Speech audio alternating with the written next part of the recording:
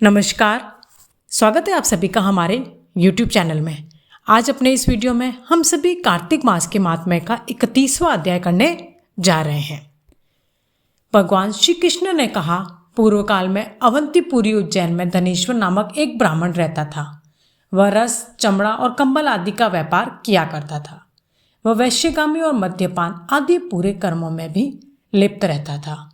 चूंकि वह रात दिन पाप में रत रहता था, इसलिए वह व्यापार करने नगर नगर घूमता था। एक दिन वह क्रय विक्रय के कार्य से घूमता हुआ महिष्मतीपुरी में जा पहुंचा, जो राजा महिष ने बसाई थी। वहां पाप नाशिनी नर्मदा सदैव शोभा पाती है।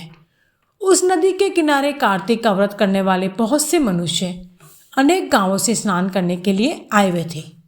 धनेश्वर ने उन सबको देखा और अपना सामान बेचता हुआ वह भी एक मास तक वहीं रहा।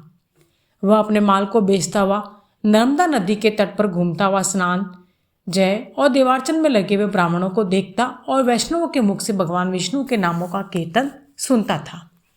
वह वहाँ रहकर उनको स्पर्श करता रहा, उनसे बातचीत करता रहा। वह कार्तिक के व्रत की उद्यापन विधि और जागरण भी देखता रहा। उसने पूर्णिमा के व्रत को भी देखा कि व्रती ब्राह्मणों और गौओं को भोजन करा रहे हैं, उनको दक्षिणा आदि भी दे रहे हैं। उसने नित्य प्रति भगवान शंकर की प्रसन्नता के लिए होती दीपमाला भी देखी। त्रिपुर नामक राक्षस के तीनों पुरों को भगवान शिव ने इसी तिथि को जलाया था, इसलिए शिव जी के भक्त इस तिथि को दीप उत्सव मनाते हैं। जो मनुष्य मुझ में और शिव जी में भेद करता है, उसकी समस्त क्रिया निष्फल हो जाती है। इस प्रकार नर्मदा तट पर रहते हुए जब उसको 1 माह व्यतीत हो गया तो एक दिन अचानक उसे किसी काले सांप ने डस लिया। इससे विहल होकर वह भूमि पर गिर पड़ा। उसकी यह दशा देखकर वहां के दयालु भक्तों ने उसे चारों ओर से घेर लिया और उसके मुंह पर तुलसी दल मिश्रित जल के छींटे देने लगे। जब उसके प्राण निकल गए तब यमदूतों ने आकर उसे बांध लिया और कोड़े बरसाते हुए उसे यमपुरी ले गए। उसे देखकर चित्रगुप्त ने यमराज से कहा, इसने बाल्यावस्था से लेकर आज तक केवल बुरे कार्य ही किए हैं। इसके जीवन में तो पुण्य का लेश मात्र भी दृष्टिगोचर नहीं होता। यदि मैं पूरे 1 वर्ष तक भी आपको सुनाता रहूं तो भी इसके पापों की सूची समाप्त नहीं होगी। यह महापापी है, इसलिए इसको 1 कल्प तक घोर नरक में डालना चाहिए। चित्रगुप्त की बात सुनकर यमराज ने कुपित होकर कालनेमी के समान अपना भयंकर रूप दिखाते हुए अपने अनुचरों को आज्ञा देते हुए कहा, हे प्रेत सेनापतियों, इस दुष्ट को मुग्धरों से मारते हुए कुंभीपाक नरक में डाल दो। सेनापतियों ने मुग्धरों से उसका सिर फोड़ते हुए कुंभीपाक नरक में ले जाकर खोलते हुए तेल के कढ़ाई में उसे डाल दिया।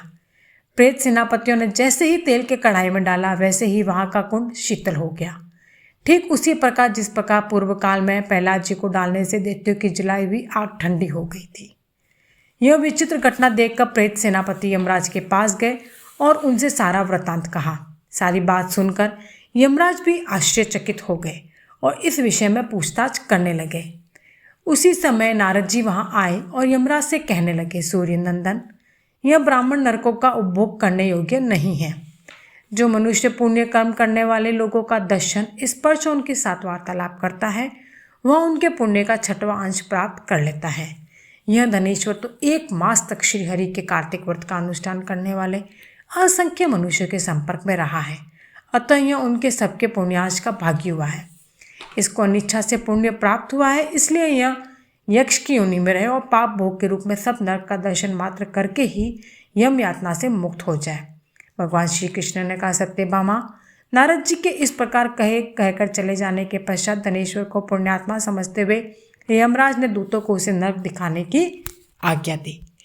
इस प्रकार कार्तिक मास के महात्म्य का 31वां अध्याय पूर्ण हुआ। वीडियो पसंद आया हो तो वीडियो को लाइक कीजिएगा। चैनल पर पहली बार आए हैं तो चैनल को सब्सक्राइब करके बेल आइकन ज़रूर प्रेस कीजिएगा।